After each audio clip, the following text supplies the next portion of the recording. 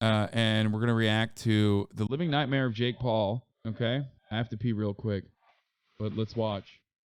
He is a social media megastar. His name is Jake Paul. They've had enough of the chaos created by a social media star. When there's a lot of people watching you and you're getting a lot of views and stuff, sometimes you want to like take it up to the next level, and you have to learn where that level is. Good afternoon, Jake Paulers. This is what it looks like when someone at the Team Penthouse is about to light themselves on fire.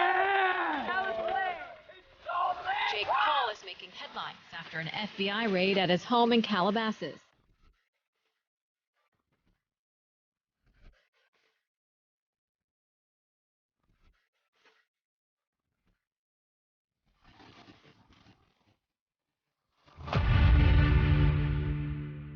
I'm gonna eat your ass. I'm gonna beat your ass. Yeah, there's some YouTubers out there who just eat, sleep, and breathe clout. I'm gonna be spending $500,000 on my sister Lexi's 21st birthday. If you're not too careful, you can really let content rule your life. Kirsten and I are gonna be playing the Touch My Body challenge. You can get to the point where nothing else matters besides deciding which of your friends and family members to grossly exploit for ad revenue. Sorry, I don't know what that was. The truth is, YouTube promotes a lifestyle that isn't always the healthiest. If you want to make videos for a living, especially for a significantly younger audience, there are some things you may need to do in order to make it to the top. Sometimes the cost of that Lamborghini involves dangling you and your friends above a pool of cow manure. Literally, it is poop everywhere, guys. We're going to be lifted in the air by this excavator over the pile of poop to see who can hang in the air the longest. Or writing, shooting, and editing one of the most disliked music videos in the history of the website. Or tasing people sexually? Okay, yeah, scratch that last one. What the f am I looking at? Throughout his nearly 7 years of being a self-described problem child, Logan Paul's baby brother has garnered his own share of negative headlines. Whether he's being sued by his own neighbors, shunned by Disney Channel, sued over a crypto scam, denying the existence of global health crises, sued over another crypto scam, or called out by pretty much everyone who was ever remotely associated with him professionally. The full extent of this guy's behavior is way darker and more prolific than I ever could have imagined, honestly. We're all familiar with the name Jake Paul, but how many of us really know how deep his insidious behavior goes? Or a better question, how many of us want to know? I don't, but also I'm a masochist, so join me in documenting scandal after scandal of yet another disreputable entertainer who continues to bring shame to the Paul family. Jake Paul was caught again promoting a scam, and someone's going to jail. The truth is, by now, Jake Paul is the worst Paul brother. Edfluence, which was one of the most blatant scams I've ever seen from a YouTuber that weirdly didn't really affect Jake Paul at all. With a name that sounds surprisingly biblical, Jake Joseph Paul was born on January 17th, 1997 in Cleveland, Ohio, raised alongside, yeah, I don't even have to say. Unsurprisingly, he and his older brother had a pretty similar upbringing in Westlake. Being only a few years apart, the two played sports together, went to the same schools, and of course each developed a passion for making videos when Jake was handed his first ever camera by his dad at 10 years old. Like Logan, Jake really began to hone his skills thanks to the help of Vine, a defunct and worse version of TikTok that you can hear me talk more about in my Logan video. God knows I'm not explaining it twice, sorry. The quick summary is that Jake and Logan blew up pretty congruent to each other. To the passive viewer, there wasn't really a huge difference between them and their Vines, other than Logan seemed to be a bit more comfortable in front of the camera, whereas you could tell it didn't always come as natural to Jake. Can't blame him for that, but it was an awkwardness that would follow his on-screen presence for years to come. You want a DJ? Yeah. You a DJ? You know what? You want a DJ? I'm a DJ. You always doing the music stuff. Oh my god! Oh! Yeah, that one hurt. You're always doing the music stuff, man. He didn't first go viral until 2014, when he was quickly pushed over 500,000 followers, and before long he began getting recognized in public, putting his military aspirations to the side to focus full-time on becoming an entertainer. He wanted to do military shit, of course. Had he not blown up to become the loudmouth megastar we all know him to be, we could be living in a reality where Jake Paul is a Navy SEAL. Maybe he could have met Dan Bilzerian. Hey, look at that. Jake's account saw about the same level of success as Logan's, reaching over 5 million followers and 2 billion loops by the time Vine met its untimely demise. Only unlike Logan, Jake already had an even more lucrative career alternative lined up in the meantime. Contestant number 3.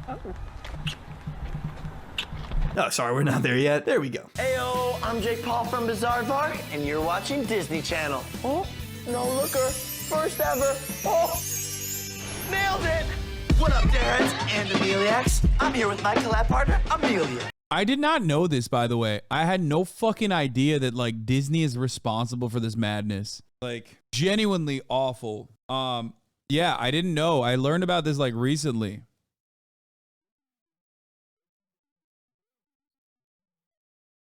She wants freedom. She yearns to be free. And we're gonna do some intense stares at Cooked Up. Thanks for coming to the lair, Amelia. Lasting a grand total of 3 seasons, Bizarre Vark was a Disney Channel original series from the late 2010s that starred Jake Paul, Madison Hugh, Ethan Wacker, and Olivia Rodrigo. And I have to say, as a self-admitted sour enjoyer, seeing these two interact makes me feel like I'm having a brain bleed. Dirk and Kirk, you have a sister named Smirk. Who do you work for?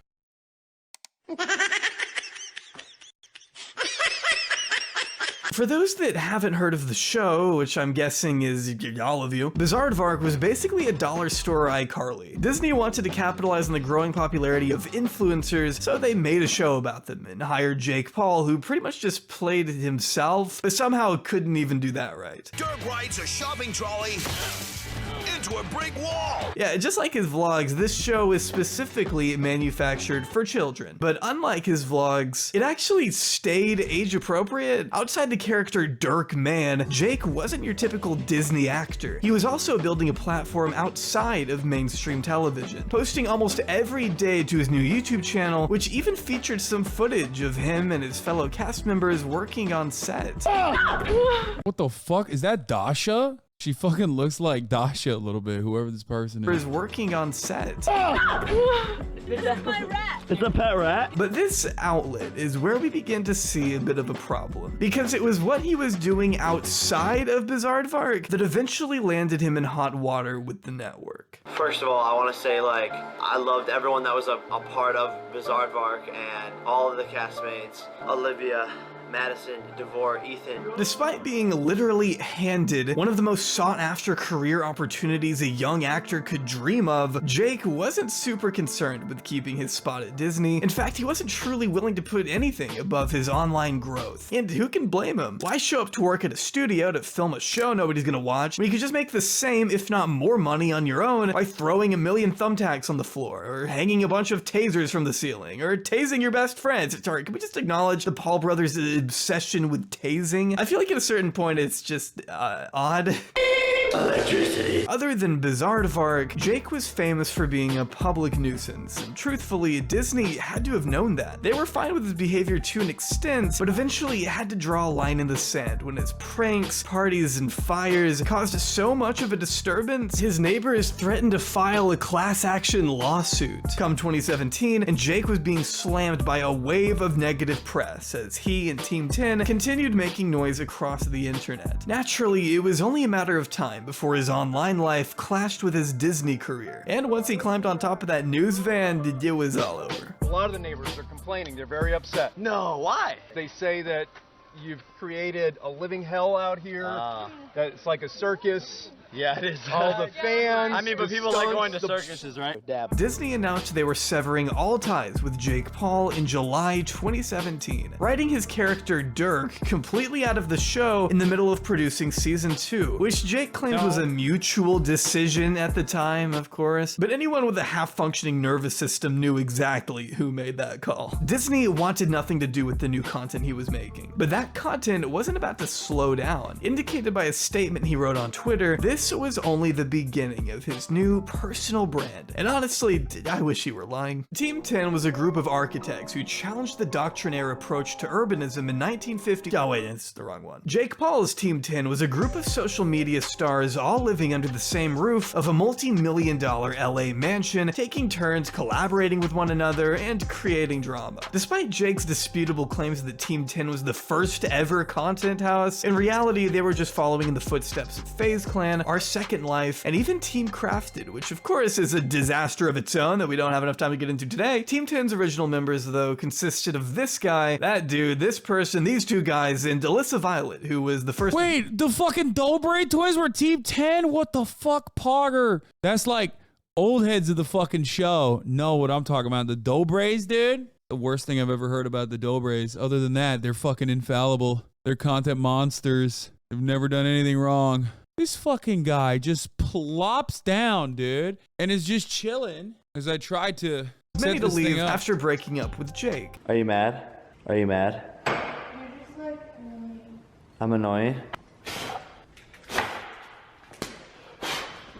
I'm so annoying. The roster was then updated to include these people. Not all of the names here are totally relevant considering they had all been replaced by the time Team 10 officially fell apart. That's right, every single member aside from Jake hardly lasted more than 2 years at most. And the reasons for that vary, but we'll get into those later. Assuming you weren't 6 years old in 2017, allow me to paint a picture of what Team 10 was famous for. We have a very funny thing that is about to go down right now, cuz we made up this letter that basically is saying that Nick is going to get deported. It's like so legit. Got the stamp on it and everything. Is this mean? I mean, yeah. Jake Paul told the New York Times his ultimate vision was to create an empire of dozens of talent under me, to take my power and multiply it so that I become bigger than myself. Which sounds like a supervillain origin story. Who talks like that? The official arrangement was that an influencer signed to Team 10 could live in a giant Beverly Grove mansion for free as long as they were producing content that Jake could monetize, as every member was reportedly required to sign a contract that allowed Jake to take 10 to 20% of their ad revenue for up to 5 years, even if they left the group, which maybe to an impressionable teen didn't sound like the worst trade. After all, this is Jake Paul we're talking about. He can make you famous, man, come on. That's at least what AJ Mitchell thought when he signed on to Team 10 at 14 years old. The original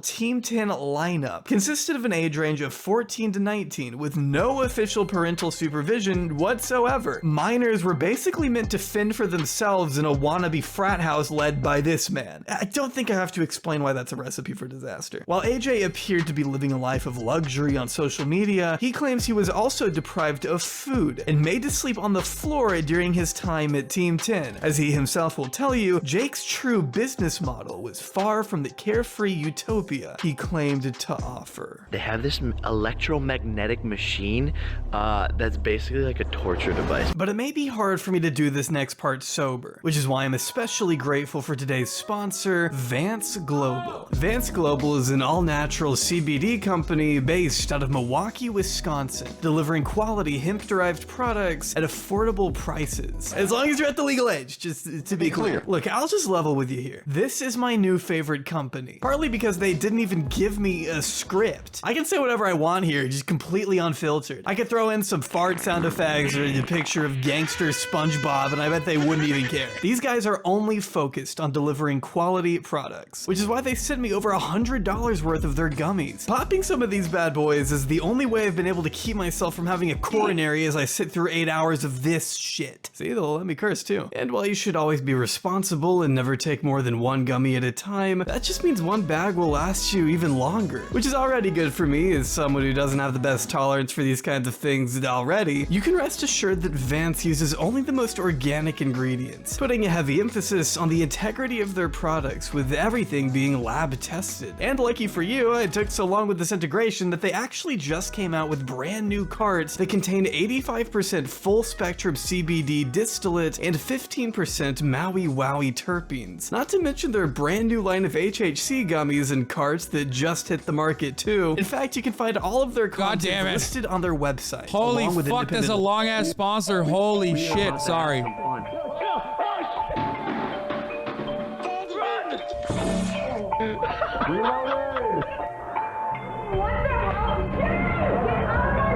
With Jake's determination to convert any and every conceivable scenario into content to further the brand, privacy must have been borderline impossible to find living at the Team 10 house. In addition to Jake chainsawing through doors to wake people up in the morning and smashing his assistant's property for funny videos, 9-year-olds were lining up and down the block in hopes of catching a glimpse of their favorite band of influencers after their address leaked online. These disturbances, though, didn't cause Jake to stop and reflect on how his negligence could be negatively affecting the people around him, and instead only seemed to fuel his desire to become YouTube's new $1 million bad boy. I really can only describe his— You could have at least watched the entire ad while you watched this incredibly long video made by someone else. The ad is still shorter than this 3-minute ad break. Man, shut the fuck up, bitch. Why is it that motherfuckers come in here, random chatters come in here and like tell me how to react to a fucking video made by a friend of mine who is a familiar content creator, a friend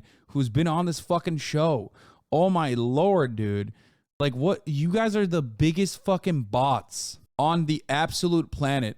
It is mind-boggling to me. I didn't even do a fucking the funny part is they watched it on their own. They skipped the ad too. Yeah, I know. It was a debate. What do you mean? It's not a debate. It's not the top of the fucking hour. Content is Nick Jr. on crack. It's a bad debate. Clickbait and controversy financed the mansion he absolutely neglected. But this also, I watched most of the ad regardless. Storm allowed for titles like "He Jumped Off Our Roof," "Traffic Slip and Slide," and all those wonderful taser videos we love so much to garner tens of millions of views on the regular. This was when YouTube pranks were at peak popularity, and Jake wasn't about to miss his chance to make an easy dollar, even if it meant tricking Tessa Brooks into being handcuffed to a basketball goal only to taunt her with a very real taser. In another prank on Tessa titled "Barry."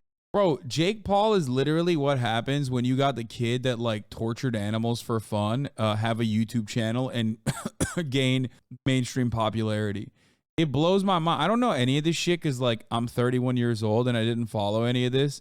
And I just always thought that he was just like a dude with really some fucked vibes. You know what I mean? Not realizing that the vibes are worse than just like fucked. Buried alive prank freak out. Jake starts by detailing Hasan doesn't support small content creators. Why would you say that? Like jaubrey is 1 million subscribed. I 100% support him. He's not a small content creator, and I raid small content creators every fucking night. But you don't hear that. You hear your mom screaming as I raid her pussy every night too. So you unfortunately don't get to see the raids that happen at the end of the broadcast because you're too busy trying to fucking muffle the sounds of your mom screaming with pleasure. Okay? How he and his buddies are about to smother her with blankets while she's asleep and wake her up with ambulance sounds to simulate the inside of a coffin. You go into someone's room while they're sleeping, you put a ton of blankets over them. It's like a lot of weight and like pressure, and they feel like they're in a coffin. And guys, this would only work because like they're just waking up, and then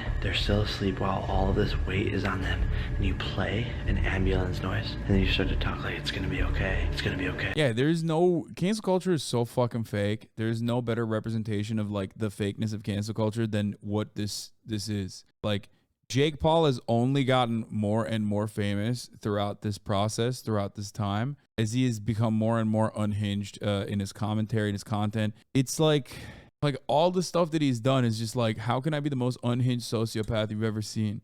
She's gonna make it through it, she's gonna make it through it, and then they freak out. It's gonna be okay. It's gonna be okay. It's gonna be okay. It's gonna be okay. Are you okay? No, that was so scary. Are you mad at me? You couldn't breathe? No. I can only imagine like waking up to that. And then it just cuts to him opening fan mail. I was reading through all of it last night. I'm gonna get to opening the rest of it, but thank you guys so much for sending the fan mail. And again, even if this was fake and Tessa was totally on board with the prank, Jake still takes the time to explain to his audience of 4-year-olds how to do it themselves. It doesn't excuse anything when the behavior is— Oh, isn't this guy the England is my city guy? This one? Being promoted. You'd think Jake— I like him. That's the only one I remember out of everyone in this crew, I guess. Such a younger audience might cause him to be a little more responsible with what he was putting out, but no. He'd rather prank his friends into thinking their fellow Team 10 member bled to death in the bathroom. Oh my god. That's not funny. Okay, to be fair, like some of this stuff is like not as bad as others. Like I wouldn't even consider this one to be like all that sociopathic, especially because like most of this shit's fake. Like that one's fine. You know what I mean? Trauma lol. No, I mean it's just like it's like a lot of this is fake. Remember, it's like it's literally fake. What is that? That's not funny. That's not. No, I'm saying like obviously he didn't actually kill the person. No, I meant it's fake as in like their reactions are fake. They know what's going on. Jake Paul is savage, baby. Yeah, these people were basically living in the Team 10th circle of hell. Thank you. But the group finally reached their peak of success with It's Everyday Bro. And while it may have come out 6 years ago, I will never not laugh at England is my city. Godspeed, Nicholas Crompton. This was his first and only video to crack almost 300 million views. But such sudden exposure also introduced Team 10 to a new wave of criticism they couldn't avoid. And being lambasted on such a public stage meant Jake's dark secrets couldn't stay hidden for long. Talk about it because like it makes me so uncomfortable and like I just hate mentally going Aren't these people all like friends with one another too? back to where I was in that state of mind and just even thinking about that situation because it's just so emotionally draining. Because Team 10 threw more than a few disses her way in their biggest song to date, Alyssa Violet took to her YouTube channel to clear the air on her ex Jake after the two went their separate ways earlier 2017. Starting from the very beginning, Alyssa talks about first meeting Jake at a Logan Paul meet and greet her senior year of high school. After getting to know one another, Jake promised to make her dream of becoming an actress and model a reality by adding her to the Team 10 roster. The two would become pretty close from that point on, as moving into a mansion together only strengthened their bond. The only issue was Jake never made the relationship official, purposely leaving Alyssa in the dark by showing her love one second, then treating her with absolute disdain the next. And like he knew exactly what he was doing to me. He like played all these mind games. He would literally tell me he loved me one day and then tell me he hates my guts the next day. He told me he loved me one night and then a couple days later he flew out this girl from Ohio. They were like hooking up in Ohio. That happened all the time. She never quite knew. Damn, bro. He was dating Alyssa Violet while simultaneously like, you know, they don't make him like they do in Ohio. You know what I mean? What to expect, as she described mind games that included Jake being able to see other people but not the other way around, flying various girls out to the house night after night, knowing exactly how it made Alyssa feel. She described having to put on a facade around these women and pretend she wasn't bothered by the fact they were sleeping with the person she loved. He would kick her out of the room they shared to have sex with other women. I'm not gonna lie, we should just not know this about anyone, especially not about Jake Paul. Like, I don't know. There's like, I love Jaubrey's videos. I think he does a very good job of like making it like hyper specific, going through all of the details. Some of it I would consider to be minutia that I would leave out, but also a lot of the other stuff is just like, I don't know. I just feel like it feels weird to like know this stuff about anyone. Even when she could hear it happening in the next room. Like I'd hear the front door open, Jake would come home with like a Bro, this person has spammed this nonstop. Okay, I don't know. Ludlock. This is the Ludlock. Okay, calm down. Get a wireless lav mic for the puppy time. Check the Ludlock out. Hey, this is the Ludlock. The wrong shit is doing it without consent.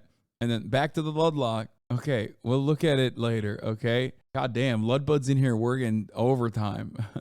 Jesus Christ. girl, my stomach would just drop. My heart would just like start beating like so fast. I felt like I was gonna like be sick. And I'd just get back from the gym, I'd be cooking food, and then all of a sudden I'd hear them upstairs like I could hear it. I could literally hear it. Like, do you know what that does to a person that you like love? And then you could just hear them like banging another girl upstairs. And that's happened so many times. Like, it's not, something clicks in your head. If you ever had true feelings for someone, you can probably imagine how heartbreaking this must have been. Alyssa stated that she didn't know why she stayed for so long, other than she loved Jake and was determined to do everything she could to make it work. Not to mention she too had signed 5 years of her life and 20% of her own ad revenue over to Jake. So of course she felt a little trapped. There's nothing I could do about it because like it's his house. I'm in a contract with him.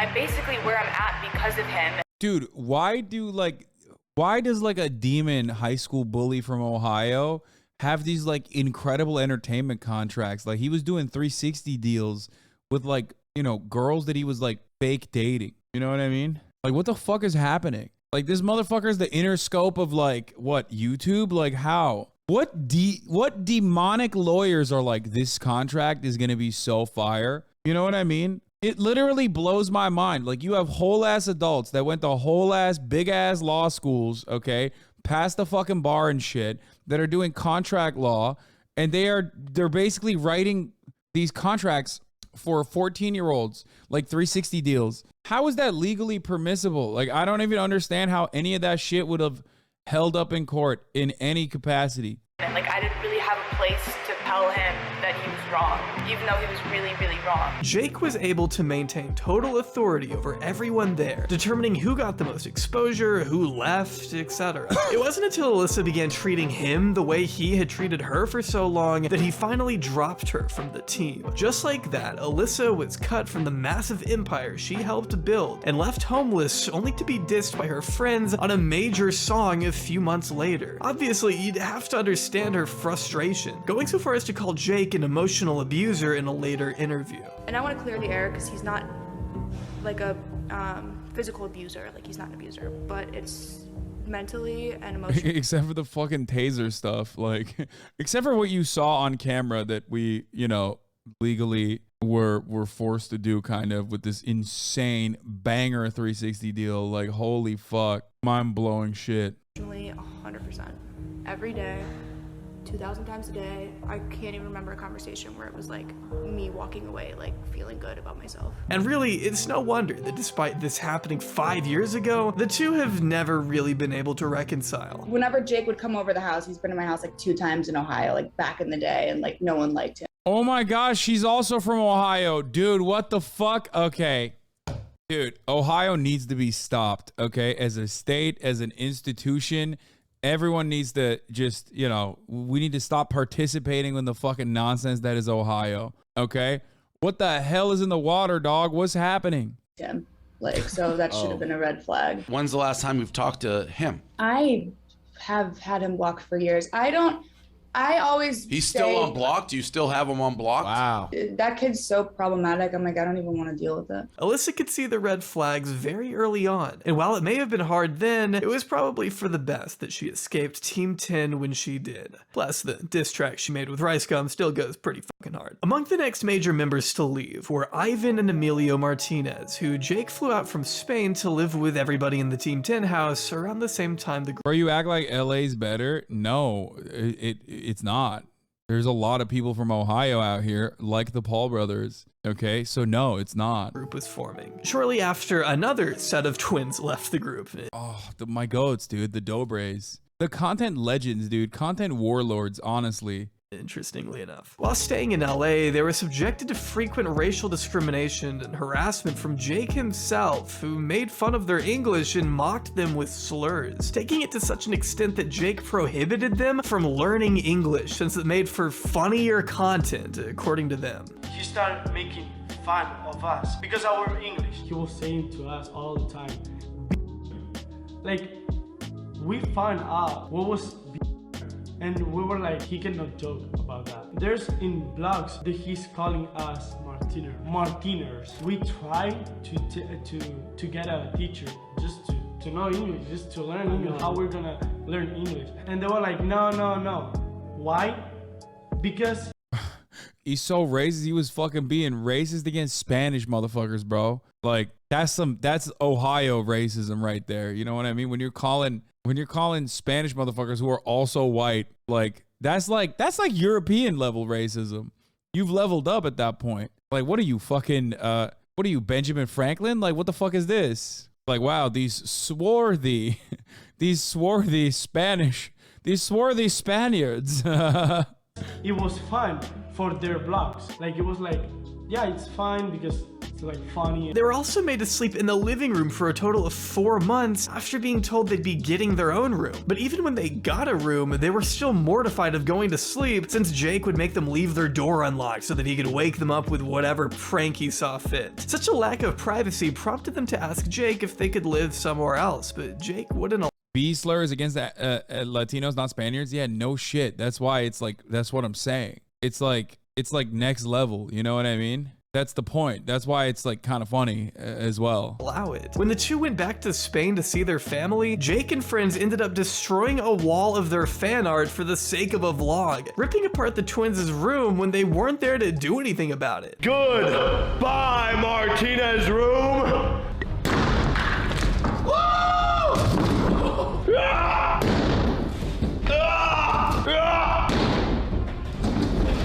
Bro, this dude literally turned this fucking mansion into a he turns mansion into a literal fucking sweatshop for content for children. He was literally doing child labor sweatshop content where he basically tortured them. It's every day, bro. Oh.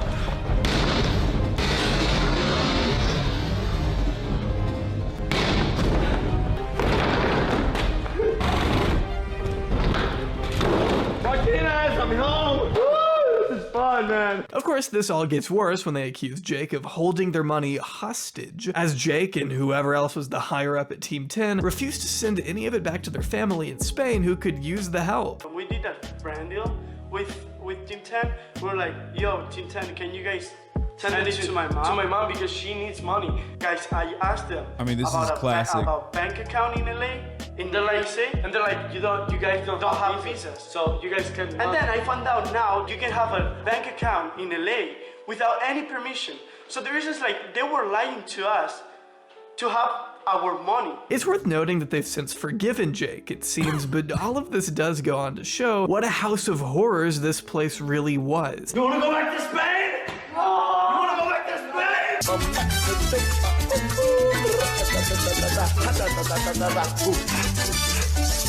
14-year-old AJ Mitchell once stated he drank so much at a Team 10 party he blacked out, telling the New York Times about parties the group would attend, in which 20 to 30-year-olds would be mingling with teenagers, leading AJ to start a sexual relationship with a woman nearly a decade older than him whom he had met at an influencer party, stating, "I was just a baby. I had a baby face. I feel like that's just weird now." His mother telling the Times, "Had I known anything about any relationship with a girl 10 years older than him, I would have had the law involved." But AJ kept the full scope of his experiences hidden from even his parents until he left the group in late 2016, just months ahead of Jake being forced to move for turning his ritzy LA neighborhood into a living hell for neighbors. See, Jake has never been known for having much regard for the people around him. In fact, it's quite the opposite. His brash and uncaring demeanor is what fuels his ego and bank account. But that doesn't mean a few haven't tried to pick apart his psyche either. Enter YouTube's favorite animal lover, Shane Dawson.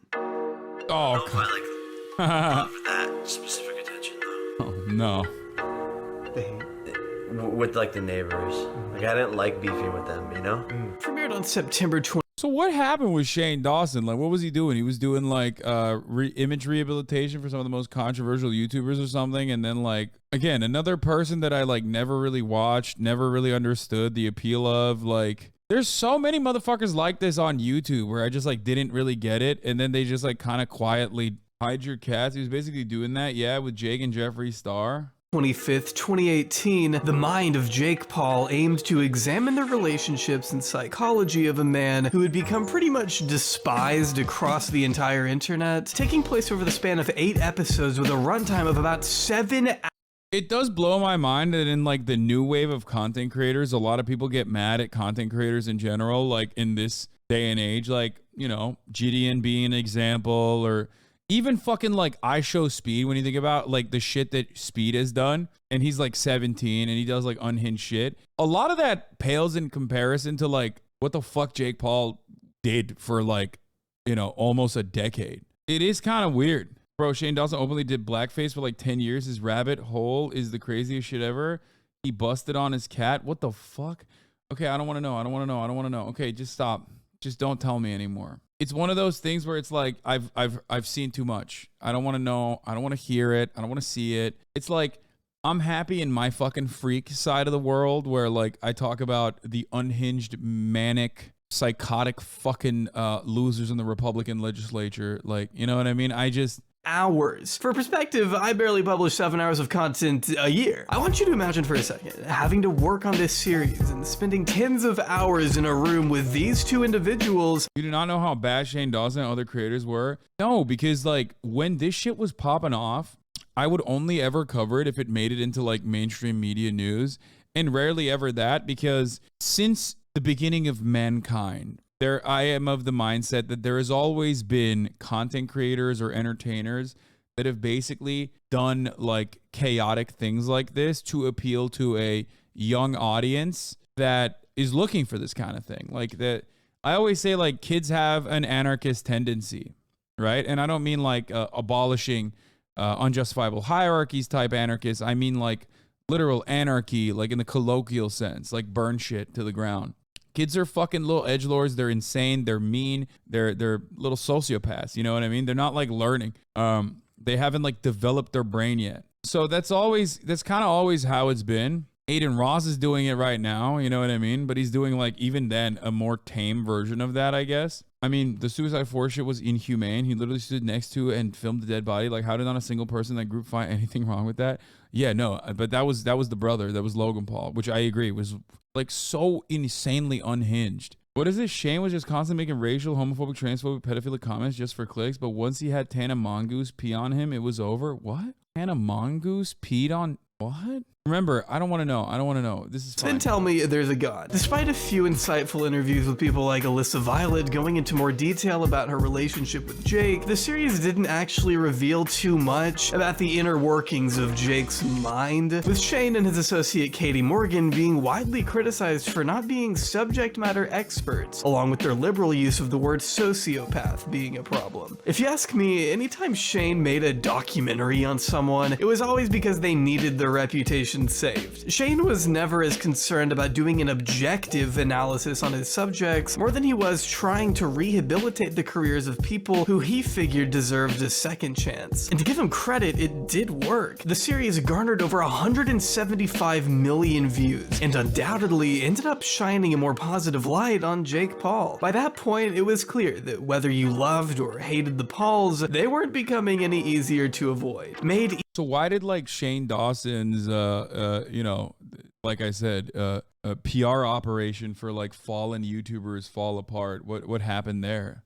Oh my God. Even clearer when Jake and Tana Mojo's subsequent relationship and marriage trended everywhere the following summer. There we were.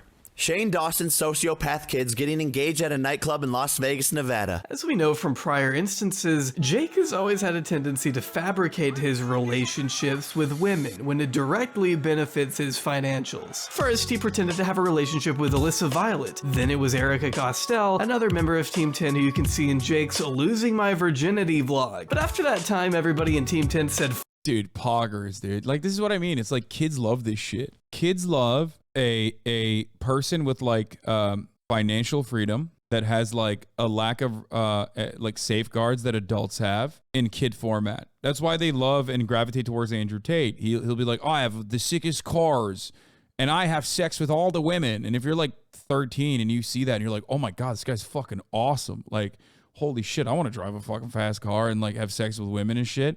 And yes, I said what I said. I'm thinking about myself as a 13-year-old. Back then, if I saw someone like Andrew Tate, I would have been like, this guy's the coolest, okay? We were all dumb as fuck at that point and still are, okay? That's it. 13-year-olds are fucking idiots. Like, it's just the truth. I myself was one.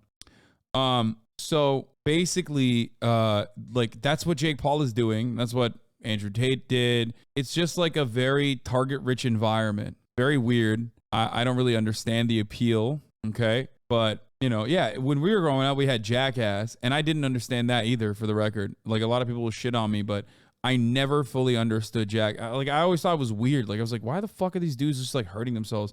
And I always hated Bam Margera because he was so disrespectful to his parents. I remember that. I had a very specific disdain for Bam Margera because of how awful he was to his family members, because I was like, he is disrespecting his family. This is unacceptable. My Turkish ass was like, that's not good. I don't know why. I don't know what kind of social conditioning warped my fucking brain, but like I literally could not stand to watch it.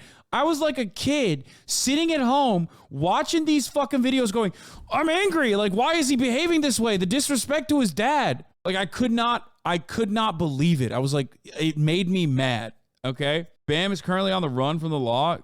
Great. But I don't know what it is. Like, oh yeah, Bam was exactly like Jake Paul. I think like, no, it's the same vein of content. It's like being crazy, reactionary, edgy. It's because you're trying to appeal to the, you know, lowest common denominator. If Astaghfirullah was a person, exactly. My point is basically that, like, first of all, but for the people who are saying, see, you weren't a stupid 13-year-old.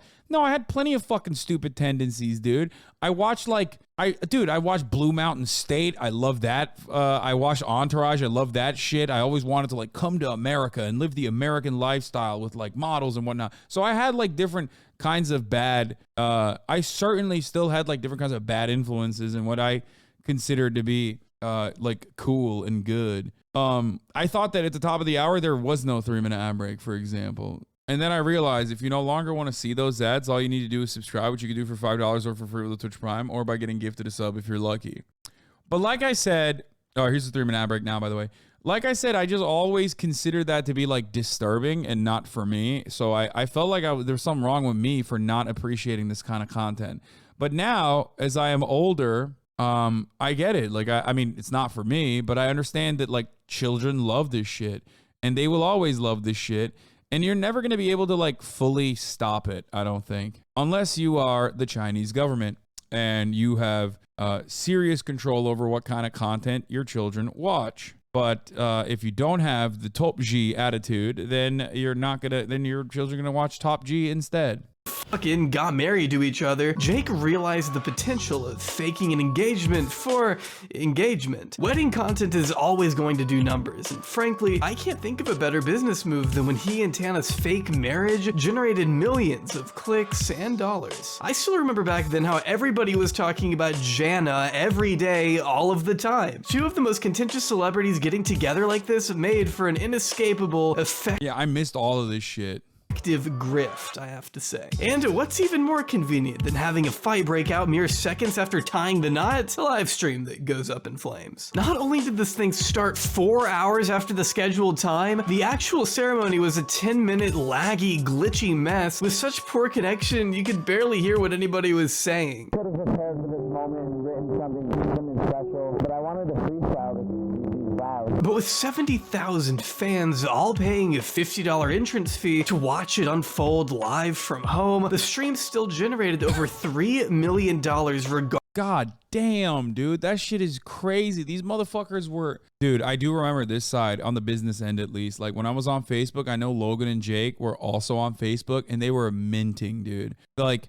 I don't think people truly understand the amount of money that they made off of Facebook when Facebook opened up the fucking view cannon. Like they had like billions of fucking views on Facebook and they were minting, they were printing, dude.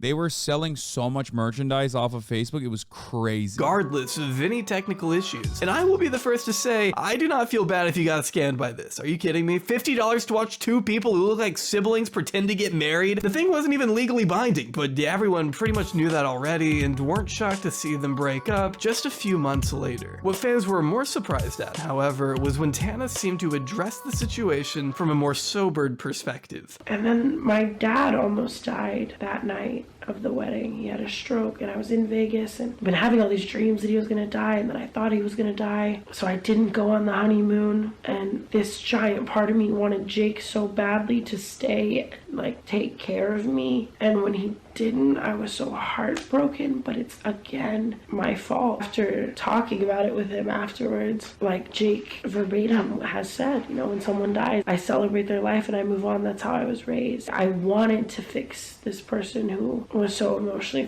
up, but then when it came time for them to like help me and fix me, they couldn't, and that was my fault for falling for that. you know. The genuine pain here in her voice speaks volumes to me, and only confirms what we heard from Alyssa earlier, that Jake uses the people in his life like pawns. Pieces on a chessboard that only exists to further his own career. No matter how hard Alyssa or Tana may have tried to get Jake to engage with them on an authentic... I barely heard what Tana was saying because, oh my fucking god, dude, look at this thing. How can this thing be real? Like, who lays like this? Look at the little toe beans, dude. Who fucking lays like this? Oh, fuck, I love this dog so much. Holy shit. Anyway, back to just the gruesome nature of like cutthroat YouTube pseudo celebrities. Human level, Jake absolutely refused to maintain any sort of relationship with them when the cameras weren't rolling, as his top priority is, and has always been, to make as much money off the backs of anyone in his life. And predictably enough, yes, that includes his 8-year-old Jake Paulers. Let me real quick recap what Team 1000 actually was. Alright. The thing is, like, I think a lot of people are embarrassed to admit this, but I've never met like a Jake Pauler in the real world.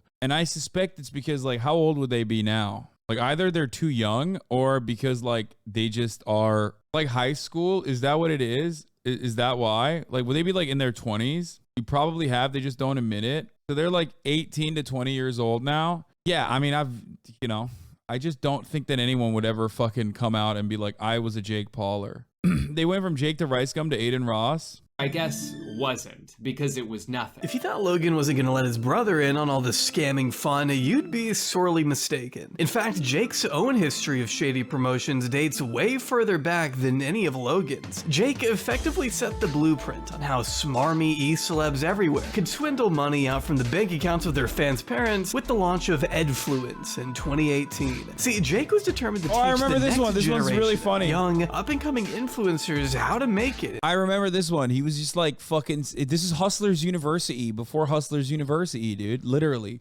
Except like unlike Hustlers University, at least there's like some kind of educational value, even though like the educational component is bullshit. At least it's not like a direct copy paste of like drop shipping how-tos. But it's still a classic scam, you know what I mean? Not saying much for the record. Like Hustlers University is like the worst kind of scam. This is like the second worst kind of scam. Do you see what I'm saying? In such a competitive industry. And considering YouTuber had become one of the most sought after jobs among today's youth, it's no surprise the course became popular. For a brief period, children all over were paying the low price of just $7 to learn the ropes from their favorite role model and join the lucrative Team 1000. Only it wasn't actually $7, and Team 1000 never existed. As it turned out, the full actual course was split into several multi-episode chapters under a completely different package, costing you a grand total of $64 as opposed to the $7 price point he advertised. So really, you were paying $7 to watch a commercial for the real deal, which sure, it may have been a bit scummy and misleading as all hell, but at least the subject matter made up for it, right? It is kind of ironic that we are talking about YouTube. Chapter 13. Oh, sorry about that, guys. It's actually chapter 12. Come on, Jake, what are you doing? Sorry, Jake, there's a lot of chapters. All right, Jake, let's do this. As stated, Jake's mission was to equip you with all the appropriate skills needed to make it big, like... I would love to find out if there were any, like, honest-to-God YouTubers now that actually genuinely signed on to this. Like, can you imagine? Like, Drew Gooden was like, bro, I signed on to this. It changed my life. It made me go crazy. No, not like... No, Drew Gooden, like, obviously was a YouTuber already when he did this. I mean like a Ludwig type, you know what I mean? Someone who like popped off in our generation of content creators, like someone that is from my generation. Like I Show Speed was a Jake Pauler, and like let's say he bought this and then like that's how he became this this massive content creator. To a lot of kids, this course was their one-way ticket to stardom. But according to... I did meet Drew at Creator Clash. We briefly talked, unfortunately. We did not interact for that long. Big mistake. We got to do anyone that. who actually tried it, this wasn't really the case. The more subscribers that you're getting, the more money that you're making, so that you can spend even more time on making videos, which helps your videos do better. And so guys, be consistent. Stick to a schedule. Don't go away from it. one thing that you could do is... Similar to almost every online training course peddled by greedy influencers, most, if not all of the material within could be found available elsewhere on the internet for free. Shockingly, Jake wasn't giving you any insight into how the algorithm worked or the secret recipe for success. He was more just rattling off some of the most basic advice you could ever give, like saying people naturally want to retweet and engage on super funny videos and memes. Or follow as many people as you can and encourage them to subscribe to you.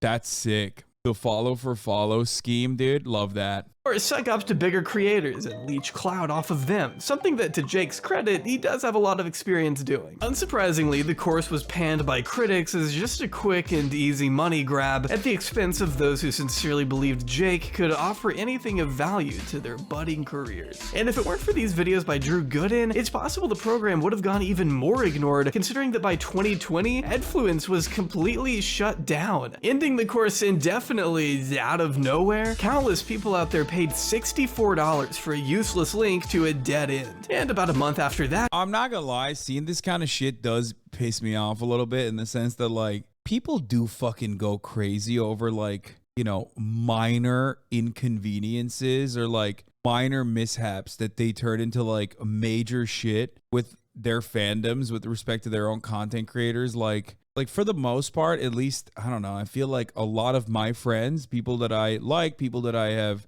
befriended on this space, they have careers that make them look like they are, you know, monastery monks in comparison to like people like this. Like, and yet people still fucking lose their shit. It blows my mind. Like, bad people can get away with doing shit nonstop, and they do not lose a single part of their fucking fandom. They do not lose a single piece of their fucking fandom. And nobody cares about their hypocrisy. And then people turn around and still look at the perceived hypocrisy of those who present themselves as like, I don't know, nice people online.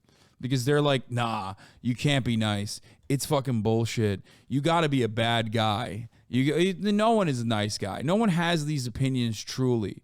Yeah, just look at Trump. Is a great example. Exactly. If you're a scumbag, it's expected you to do shitty things, but when you're suddenly a good person, everyone wants to call you out on the smallest shit. Yeah, I mean, look at people that have done like, you should have catered to a different audience then.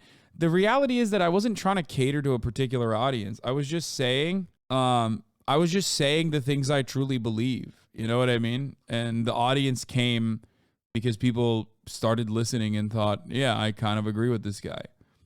That's the difference. I don't know how to describe it. He announced another course by the name of the Financial Freedom Movement, which he sold as an alternative to traditional higher education. Basically, it was supposed to be a more refined version of Edfluence from what I can tell, but whenever I try to access the site now, hey, color me surprised. For one reason or another, the thing kinda quietly fizzled out, but that doesn't mean it was the last of Jake's scams by any stretch of the imagination. Guy's name is Puss Ripper. Why the fuck? Blow me in your house you bought with your fans' money even though you say you were anti-capitalist. I know anti-capitalism means anti-work or having a subscription revenue-based business model that revolves around content that you give for free. Before Twitch gambling scandals were even a thing, Jake could be found making hundreds of thousands in sponsorship deals from Mystery Brand, a loot box company that allowed players to spend anywhere from $12 to $100 in hopes of winning fidget spinners, designer outfits, cars, and even houses. Yeah, that's literally how this thing was marketed. I'm not even joking. I'm going for the car. The one and only real car, Rolls-Royce Phantom 2018. 0.25% chance of winning the Rolls Royce. 99.75% chance of winning the shoes. Whoever made this site, you're a freaking genius. For all intents and purposes, it was a gambling site, one that ridiculously tried to insist you could win decadent prizes like $1,000 shoes, all from a comparatively small investment. Only the people who bought into it ended up walking away with fake Bape hoodies, if they even received their item at all, with quite a few users reporting missing packages with fake tracking numbers. One user writing, I spent $350 on items and $38 on shipping. 1 month and 3 weeks weeks later, I have not received anything, and the status hasn't changed to shipped. And no surprise to anyone who made it past elementary school, the service was absolute dog shit. One of the most shameless attempts at robbery I've ever seen, with the $250 million mansion that— Bro, this is literally, this is literally fucking NFT crypto rug pulls before NFTs existed as a way to like shellac your fucking fandom. Actually, also, I can't believe they put my house up for sale. That's kind of fucked up. Like, I didn't even realize that was what was going on. I had to steal money from my millions of fans in order to be able to buy this outright with cash instead of doing this, gambling website. they said you could win, not even being owned by the company. Okay, let's start off with going for maybe an iMac. See, you and I may have expected that, but Jake Paul's core audience didn't necessarily know better. The guy they developed a parasocial relationship with during the most impressionable stage of their lives had tricked them into blowing their parents' money on fake luxury items that, for the most part, were never gonna come, pocketing the presumed 6 figures he made off what everyone and their dog understands to be a blatant money grab. But just like Edfluence, he made off with a pretty decent chunk of change, so why stop there, right? As CoffeeZilla will tell you, Jake Paul has made quite the name for himself in the crypto space, to the extent that even the SEC knows who he is, which really is not what you want. As of 1 week prior to me writing this script, Jake was required by the government to pay a $400,000 fine for promoting an alleged crypto scheme alongside Lindsay Lohan and a few other celebrities, who are all said to have illegally touted cryptocurrencies owned by companies TRX and BTT, founded by Justin Sun, who was charged with fraud and market manipulation himself. Just an awesome circle jerk of amateur crooks, really. Jake's complete roster of crypto scams is so prolific, we don't even have time to detail all of them here. Just know the shortlist consists of MILF Token, Yummy Token, Stick Dicks, Safe Moon, Tronics, and Scared Devil NFT, earning him a combined net of about 2. Okay, bro, after Stick Dicks, if you're still locking on to a fucking Jake Paul cryptocurrency thinking it's gonna be the one that takes you to the fucking moon, you deserve it. I'm sorry. Like, at a certain point, you gotta be like, dude, you know, I was with you on the fucking Ass Cheeks coin. I was with you on the MILF token. I was with you on Stick Dicks, but like, you have taken $450,000 of American fiat currency from me. I'm afraid I'm gonna fucking stop on this last one, okay?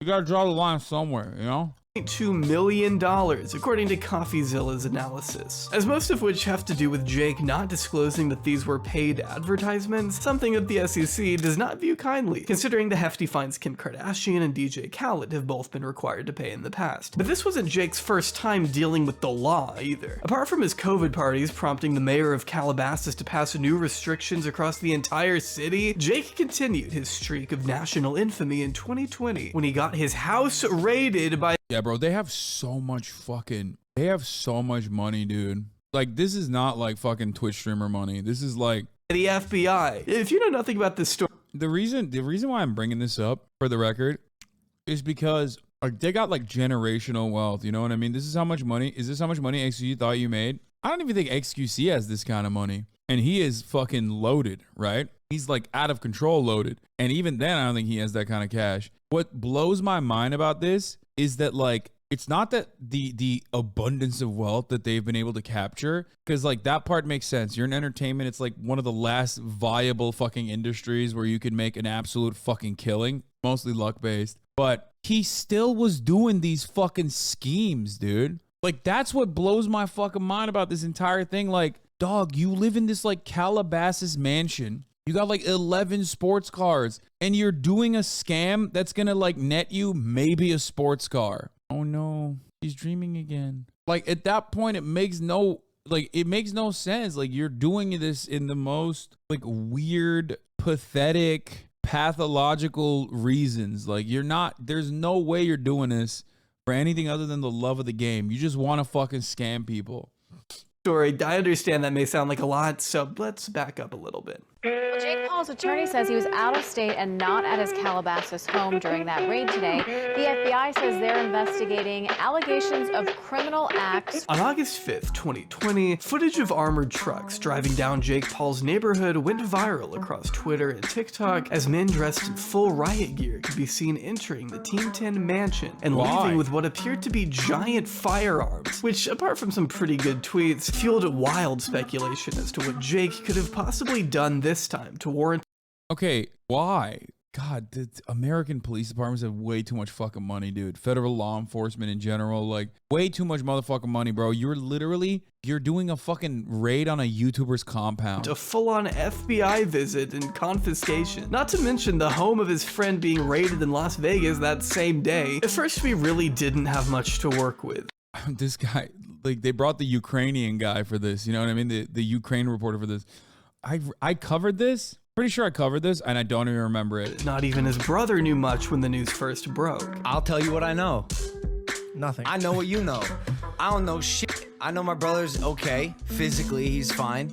But I don't know. I'm out of the loop on this one, guys. It wasn't until a source from the FBI's Phoenix location told The Verge they were investigating allegations of criminal acts concerning a riot at an Arizona mall that took place in May of that year. An incident that Jake was actually charged for by the Scottsdale police back in June. See, Jake landed himself in hot water when he chose to vlog a protest for George Floyd. And when looting broke out, local police received over 100. That's awesome. That's so funny. Oh my God, he tried to fucking monetize a Black Lives Matter protest. Oh yeah. Law enforcement doesn't like that. Tips and videos of Jake Paul supposedly engaging in unlawful assembly and criminal trespassing. And while Jake maintained he wasn't involved in any looting or vandalism, he was on camera accepting a stolen bottle of alcohol, very clearly taken from the store that was being looted. I'm not even sure why he was there in the first place. I did cover this. I don't normally count on either of the Paul brothers to obtain any substantial documentation of civil rights protests, but hey, the charges were dropped about a year later and all was right in the world. With slightly fewer legal issues on his hands, Jake could finally go back to doing what he did best. Vlogging, I mean making music, I guess? If you hadn't heard about Jake Paul's short-lived music career he tried to get off the ground, I envy you. I think we can agree he wasn't particularly— Bro, this is so funny.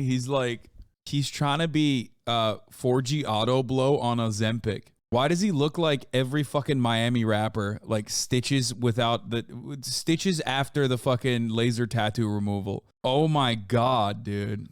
Skilled at anything that didn't involve stirring up controversy. So when the shock and awe of his persona slowly wore off, he wasn't sure where to go next. He tried to revive Team 10 to no avail. Began making videos with Titus, or mini Jake Paul, which opens up another ethical discussion that we really don't have time to get into right now. And before his boxing career reached the point it's at— Wait, he has a mini Jake Paul? Jake's existential dread was setting in big time. With nowhere else to go, Jake decided to throw himself into music. I don't know if I can play any of this stuff, since I assume it's copyrighted, but we can at least enjoy some of these lyrics. I came with the hits like Derek Jeter, keep a check inside the Louis like Even Stevens. My shit hitting top 50. I really don't think it is, man. It's true Jake had always rapped a little, but this was his first genuine attempt to make it such a focal point of his career, it seemed. Even after dropping several big tracks one after the other and collaborating with TV Gucci, Jake wasn't being taken seriously as a rapper. His predicament was becoming more apparent. Jake had really holed himself in with the age of the audience he had been garnering the past 5 years. His core demographic of children could only stay young for so long before they aged out of his content. Jake and his videos did not mature with his fans, and with the way things were going, he needed a way back into the spotlight.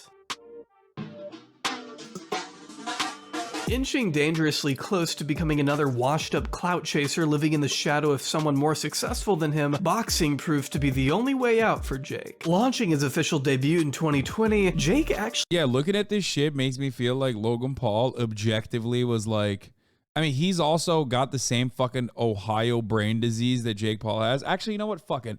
I'm not even gonna put this on Ohio, okay? These guys are demons in their own right.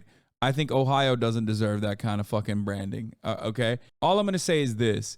Looking at Logan Paul and Jake Paul, objectively, they're both awful. They're in like a horrible off competition, okay? They're doing a mid-off every day, all day. But like at least Logan Paul has like always been the one who kind of paves the way. And Jake Paul is just basically following suit in order to do like some level of like reputational cleansing. Obviously, I have said time and time again with respect to Logan Paul, like he could just like very easily not do some of this stuff that he has done. Like if he just like shaved off like 40% of the the weird, like, no reason to do this kind of scumbaggery. He would be like a perfectly fine content creator in his own light. You know what I mean? In his own, yeah, like he would just be fine. He would be fine if he did that. Whereas like with Jake, there is no like shave off. Like the damn near entirety of his content revolves around just being awful. Actually made some pretty decent headway in the sport, winning his first 6 fights in a row. All this new confidence led to him famously calling out Conor McGregor and even Andrew Tate. But still, the people he had fought up until that point weren't exactly other boxers. He fought a YouTuber, a retired NBA player, and several UFC fighters. But to boxing purists, Jake was far from a real contender. So to put an end to the doubters once and for all, he finally fought professional boxer Tommy Fury in early 2023 and lost. Could be a hiccup in his career or the start of the end. Honestly, I have no idea. Time will tell if he's ever considered amongst the greats, but it's hard to deny he hasn't been able to expand his outreach and grow his bank account exponentially in the meantime. As recent as 2022, Forbes pinned Jake as the 46th highest paid athlete of that year, raking in a whopping $38 million, not including the extra $30 million he just made from fighting Tommy. I don't think Jake really cares a lot about what the boxing community thinks of him. The guy is making bank and is still clinging onto relevancy thanks to the mass publicity he gets from being boxing's new biggest heel. But that's not to say there haven't been more serious claims made about Jake either. And yes, there is a trigger warning here for brief descriptions of SA, so if you aren't comfortable with that, please skip ahead to the time code on screen now. On April 9th, 2021, TikTok influencer Justine Paradise published a video to her YouTube channel accusing Jake Paul of sexually assaulting her at the Team 10 house in 2019. Throughout the 20-minute video, Justine claims the two met through a mutual friend that summer, and that she visited his home on several occasions from June to July, which can be corroborated by text messages sent between herself and Jake. She alleges that during one of those meets, he backed her into a corner away from everybody else in the house and began kissing her, which she didn't have a problem with, thinking he wouldn't make her do anything that she didn't want to do. Though he continued to bring her into his room, she says, where he began putting her hands in places she didn't feel comfortable. When she attempted to move them away, she alleges he said, "If nothing's going to happen, what's the point?" before getting on top of her and making her perform oral sex. Afterwards, she states he became cold and stopped talking to her, as she was required to stay silent on account of a non-disclosure everyone who enters the house must sign. Jake has since denied all of Justine's claims through an attorney, telling the New York Times, "Our client categorically denies the allegation," prompting Justine to be sent death threats and harassment by his fans. I'm getting so many threats in my DMs, not just from random people, but people who are in Los Angeles telling me that they're here so I need to watch my back. People saying that they will fight me if they see me. People saying that I need to kill myself. Like, there are so many messages of people telling me just to kill myself. And that's super overwhelming for me because I've never experienced this amount of hate on the internet before. It's so strange to watch so many people. This is when Keemstar notoriously said, "Just close your mouth," when he sexually assaulted her. She got death threats from 8-year-olds. No, what probably happened in that situation is like, so Jake Paul, just like every other content creator, is not just like 8-year-olds that watch him. There's a lot of like, you know, whole ass adults with 8-year-old brains that also watch.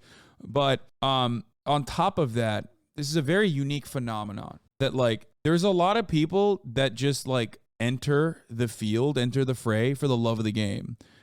We saw this with the Tory Lanez Megan Thee Stallion shooting incident, where a lot of people that don't give a fuck about Jake Paul, a lot of people who would otherwise like hate Jake Paul, will jump in to just say like, "Fuck you, you fucking whore, you know, you probably deserved it." Like, they literally are just like looking for an opportunity to express their violently misogynistic desires. They're like mercenaries. Yeah. So they basically just like jump on the train. They will never be a fan of Jake Paul. Like, when the moment turns around, they'll still turn around and fucking be like, "Yeah, fuck Jake Paul, I hate that guy." But they just ride for misogyny. There's a lot of people that do that. So, you know, that's it. That's kind of how it works. People judge even the tiniest things I say, or if I'm looking off to the side when I'm talking, which I do a lot. It's so weird to have this much attention, and especially for so much of it to be negative. It's really hard. Not even a week after. Yeah, the dudes that called Jonathan Majors soft for wearing pink, then turned around and started riding for him when he was arrested for assault. Yeah. Like, you can ask the motherfuckers like to give you like 3 fucking Tory Lanez songs and they don't got it. You know what I mean? They don't got 3. They have no interest. They have no, they're not fans of his music. They're just fucking fans of misogyny. Wait, hold on a moment. After the initial claim came out, a model and actress by the name of Rayleigh Lawley, who had been working with Jake since 2017, also claimed to the New York Times he had referred to her as jailbait throughout their time working together, and that he routinely made comments on her appearance. And after filming one video in 2017, she alleges he groped her. After forcefully telling him to stop, he reportedly ran out of the room. Rayleigh quit not long after, candidly stating, "I was with Jake for months, and I saw what kind of person he was behind the scenes, and what kind of person he put out to the rest of the world." How much money have you made?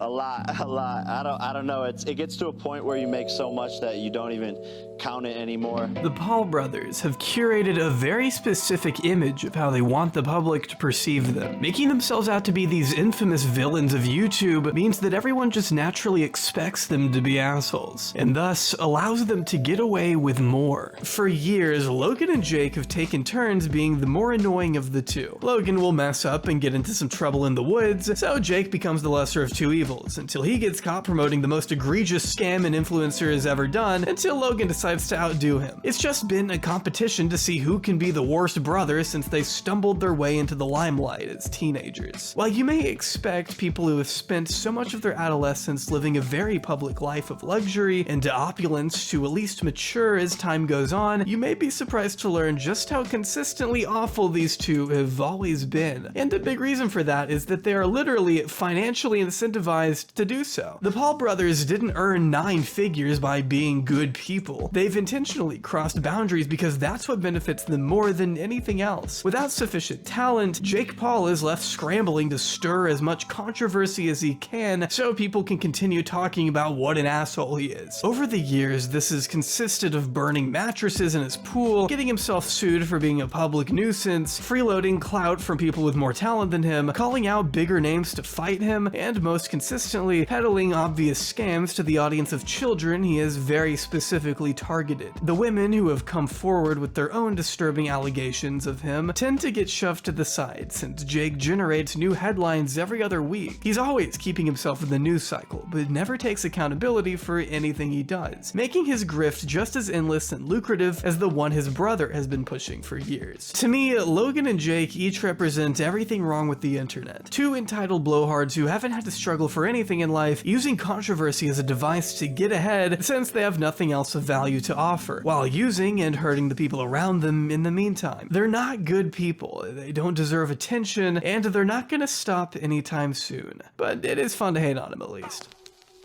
Keep on, keep running.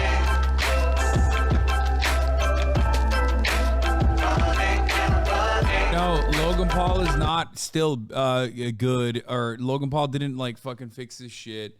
He actually, jaubrey did a really wonderful video on the false redemption of Logan Paul and never ending grift. But yeah, maybe you should refer to this video when someone says meritocracy is real. I mean, these guys are excellent level 10 scammers, 100%. What is this? When are you gonna get one? Oh yeah, this shit's fire. Ceremonial armor of Sultan Mustafa of the Ottoman Empire. Yo, this shit goes hard, dude. But if they disappear from reality, someone else will take their place. Yeah, always. That's the point. There's always a fucking endless well, because there's always an endless need, especially children. Okay, Kaya. This little baby is like the type of child that wants Jake Paul, okay? That wants to watch Jake Paul. Look at the way she behaves. She will never be shackled. She will never be caged. And that's exactly the kind of brains that like half of these fucking 8-year-olds have when they look for content like this. Anyway, I'm gonna end it on that note. I wanted to watch more, but like I'm fucking tired, and I also have dog dad responsibilities. So that's all I got for you guys, okay?